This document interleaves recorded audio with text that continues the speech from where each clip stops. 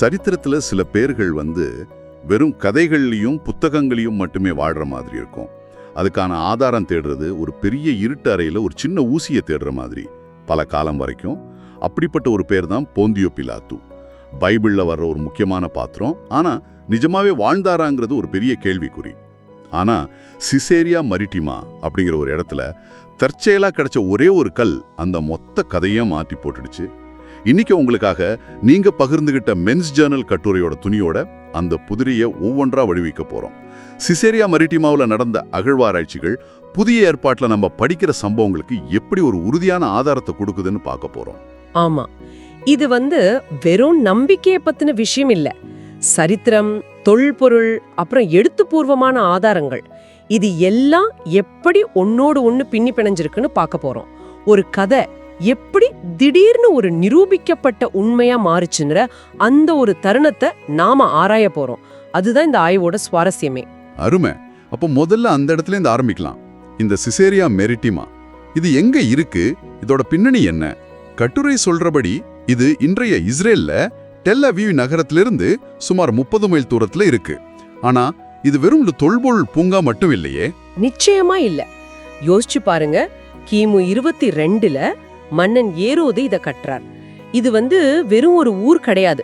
மத்திய தரைக்கடல் பகுதியில ரோமானிய பேரரசோட ஒரு பிரம்மாண்டமான நுழைவு வாயில். கட்டுரையில சொல்ற மாதிரி அங்க ஒரு மிகப்பெரிய செயற்கை துறைமுகம் இருந்திருக்கு. அந்த காலத்து டெக்னாலஜிக்கு அது ஒரு இன்ஜினியரிங் அதிசயம். அது மட்டும் இல்லாம நீர் வழித்தடங்கள், ஆயிரக்கணக்கான மக்கள் உட்கார்ந்து பார்க்கக்கூடிய ஒரு அரங்கம், பொது மைதானம்னு ஒரு முழுமையான நவீன ரோமானிய நகரமா இருந்திருக்கு. அப்போ இது ஒரு சாதாரண இடம் இல்ல, ஒரு முக்கியமான கேந்திரம், ஒரு பவர் சென்டர் மாதிரி இருந்திருக்கு. மிக சரியா சொன்னீங்க. அதுதான் இங்கு முக்கியம். அது ஒரு அரசியல் மற்றும் பொருளாதார மையம். அதனாலதான் விபிலியத்தோட அப்போஸ்தலருடைய நடவடிக்கைகள் புத்தகத்துல இந்த நகரம் திரும்ப திரும்ப வருது. கதையில வர்ற முக்கியமான அரசியல் நிகழ்வுகள், விசாரணைகள் எல்லாமே நடக்கிற இடமா இதுதான் இருந்திருக்கு.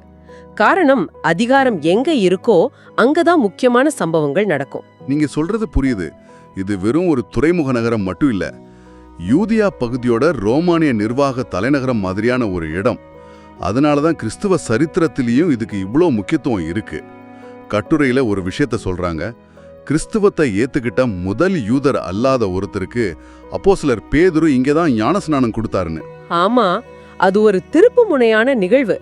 அது வரைக்கும் கிறிஸ்தவம் பெரும்பாலும் யூத மதத்தோட ஒரு பிரிவாதான் பார்க்கப்பட்டுச்சு. ஆனா கொர்னேலியோ என்கிற ஒரு ரோமானிய ராணுவ அதிகாரிக்கு ஞானஸ்நானம் கொடுத்ததன் மூலமா இந்த நம்பிக்கை எல்லாருக்குமானது அப்படிங்கிற ஒரு பெரிய கதவு திறக்கப்பட்ட இடம் சிசேரியா. அது நடந்த இடம் இதுதான்னு சொல்லும்போது அந்த வரலாற்றுக்கு ஒரு புவியியல் அடையாளம் கிடைக்குது. அது மட்டும் இல்ல, அப்போஸ்தலர் பவுலோட வாழ்க்கையிலும் இது ஒரு முக்கியமான இடம்னு கட்டுரை சொல்லுது. நிச்சயமா, பவுல் கிட்டத்தட்ட 2 வருஷம் இங்கதான் சிறை வைக்கப்பட்டிருந்தார். 2 வருஷமா? ஆமா, அவர் மேல சுமத்தப்பட்ட குற்றச்சாட்டுகளுக்காக ரோமானிய ஆளுநர்களுக்கு முன்னாடி விசாரிக்கப்பட்டதும் இங்கதான். இது ஏதோ ஒரு சின்ன சிறை இல்ல, ஒரு முக்கியமான அரசியல் கைதி ஒரு பெரிய நிர்வாக மையத்துல சிறை வைக்கப்பட்டிருந்தார். இந்த நிகழ்வுகள் எல்லாம் அப்போஸ்தலருடைய நடபடிகள் புத்தகத்துல ரொம்ப விரிவாவே விவரிக்கப்பட்டிருக்கு.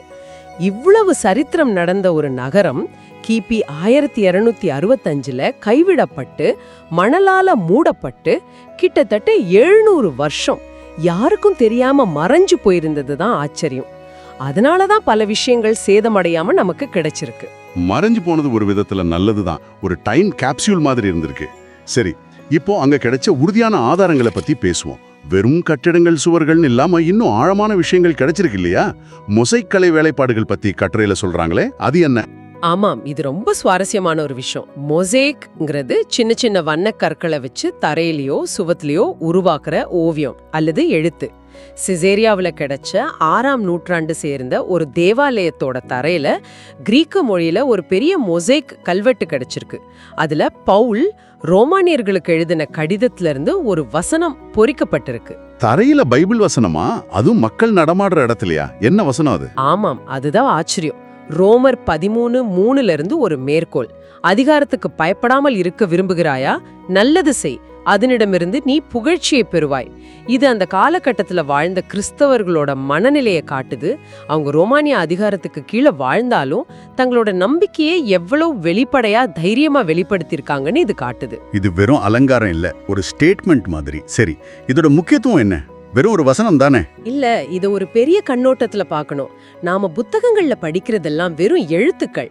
ஆனா ஒரு கட்டிடத்தோட தரையில மக்கள் தினமும் கால் மிதிச்சு நடக்கிற இடத்துல இந்த வசனம் பொறிக்கப்பட்டிருப்பதை பார்க்கும்போது அந்த நம்பிக்கை அவங்களோட அன்றாட வாழ்க்கையோட எவ்வளவு ஒன்றி போயிருந்ததுன்னு புரியுது.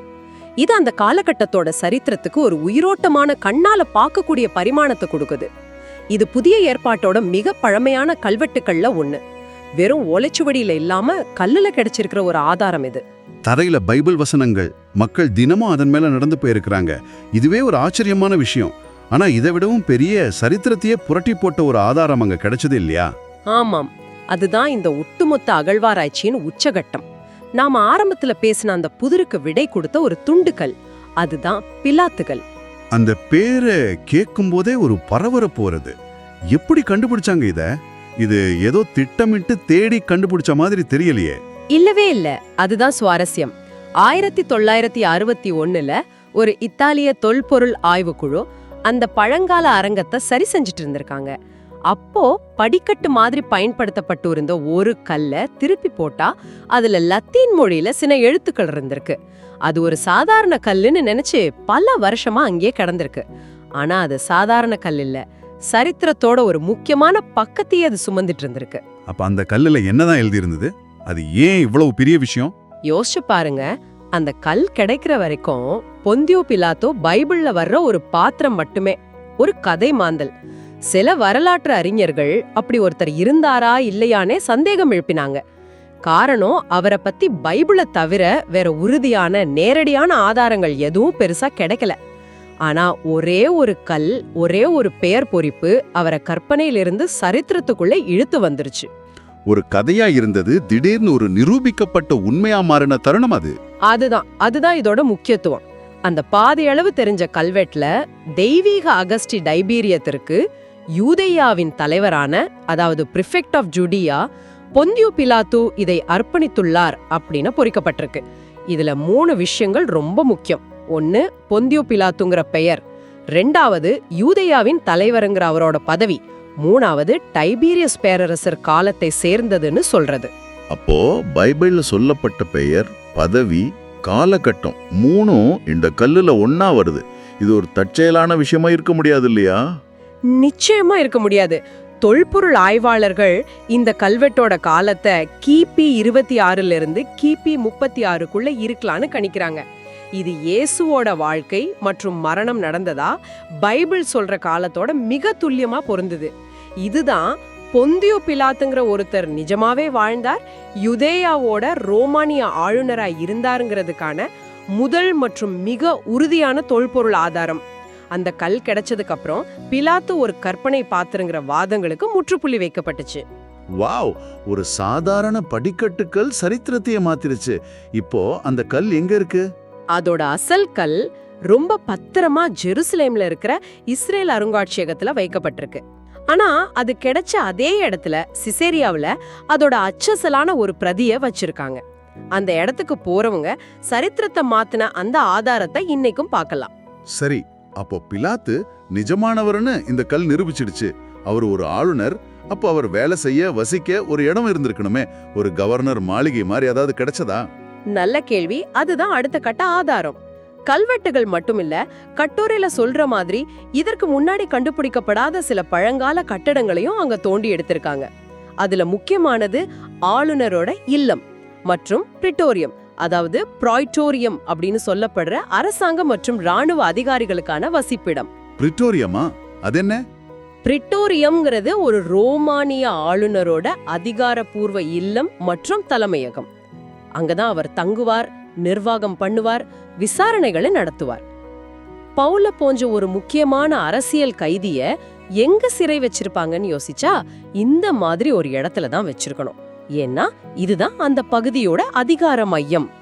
அப்போ அப்போஸ்தலருடைய நடவடிக்கைகள் புத்தகத்துல பவுல் விசாரிக்கப்பட்டார்னு நாம படிக்கிற சம்பவங்கள் நடக்கிறதுக்கு இப்போ ஒரு உருப்படியான கண்ணால பார்க்கக்கூடிய ஒரு களம் கிடைச்சிருக்குன்னு சொல்லலாமா? 100%. அதுதான் இங்க முக்கியமான புள்ளி. இது நாள் வரைக்கும் அது ஒரு புத்தகத்துல படிச்ச கதை. ஆனா இப்போ அந்த கதை நடந்த இடம் இதுவா இருக்கலாம். இந்த மாதிரி ஒரு கட்டிடத்துல தான் பவுல் நின்னு இருக்கலாம். இங்கதான் ஆளுநர் தீர்ப்பு சொல்லியிருக்கலாம்னு நம்மால கற்பனை பண்ண முடியுது. இந்த தொல்பொருள் கண்டுபிடிப்புகள் பைபிள்ல வர்ற நிகழ்வுகளுக்கு ஒரு நிஜமான மேடைய, ஒரு பௌதிக அமைப்பை கொடுக்குது. கதைகள் நடந்த இடங்கள் இவைதான்னு நம்மால உறுதியா சொல்ல முடியுது. அப்போ சிசேரியா மரிட்டிமார் டிபார்ட்மெண்ட் குரல ஒன்னா சேர்த்து பார்த்தா அது ஒரு முழுமையான சித்திரத்தை கொடுக்குது. முதல்ல அது ஒரு முக்கியமான சக்தி வாய்ந்த நகரம். ரெண்டாவது, அங்க வாழ்ந்த மக்களுக்கு கிறிஸ்தவ நம்பிக்கை எவ்வளவு முக்கியமா இருந்திருக்குன்னு மொசைக் கல்வெட்டுகள் காட்டுது. மூணாவது, பைபிள்ல வர்ற ஒரு முக்கியமான நபரான பிலாத்து உண்மையிலே வாழ்ந்தாருன்னு ஒரு கல் நிரூபிக்குது. நாலாவது, அந்த நிர்வாகம் நடந்ததுக்கான கட்டிடங்களும் கிடைச்சிருக்கு. எல்லாமே ஒன்னோட ஒண்ணு பொருந்தி போகுது. ஆமா, தனித்தனியா பார்க்கும்போது இது ஒவ்வொன்றும் ஒரு துண்டு தகவல். ஆனா எல்லாத்தையும் ஒன்னா இணைக்கும் போது அது புதிய ஏற்பாட்டின் வரலாற்று நம்பகத்தன்மைக்கு ஒரு பெரிய வலு சேர்க்குது. இது வெறும் நம்பிக்கையின் அடிப்படையிலானது மட்டும் இல்ல, தொல்பொருள் ஆதாரங்களாலும் ஆதரிக்கப்படுதுன்னு காட்டுது. சுருக்கமா சொல்லணும்னா, சிசேரியா மெரிட்டிமாவின் கண்டுபிடிப்புகள் நாம பழங்கால நூல்கள்ல படிக்கிற கதைகளுக்கு ஒரு உறுதியான, தொடக்கூடிய, நிஜமான பரிமாணத்தை கொடுக்குது. அது வெறும் வார்த்தைகள் இல்ல, அது நடந்த வரலாறுங்கிறதுக்கு சாட்சியா நிக்குது. சரியா சொன்னீங்க. உங்களுக்காக ஒரு இறுதி சிந்தனை. இந்த கட்டுரை அந்த நகரம் கிபி 1265 கைவிடப்பட்டு பல நூற்றாண்டுகளா மண்ணில புதைஞ்சு கிடந்ததுன்னு சொல்லுது. இத பத்தி கொஞ்சம் யோசிச்சு பாருங்க. இன்னும் எத்தனை வரலாற்று அல்லது விவிலிய கணக்குகள் தங்களோட பிலாத்துக்கள் தருணத்துக்காக, அதாவது தங்களை நிரூபிக்கிற ஒரு உறுதியான ஆதாரத்துக்காக பல நூற்றாண்டுகளா எங்கேயோ மணலுக்கும் மண்ணுக்கும் அடியில காத்திருக்க கூடும். ஒரு கதைக்கு திடீர்னு நிகழ்காலத்துல ஒரு உருப்படியான நங்கூரம் கிடைக்கும் போது அது சரித்திரத்தை பத்தின நம்ம புரிதலை எப்படி மாத்துது? அதுதான் இங்க நாம யோசிக்க வேண்டிய முக்கியமான கேள்வி.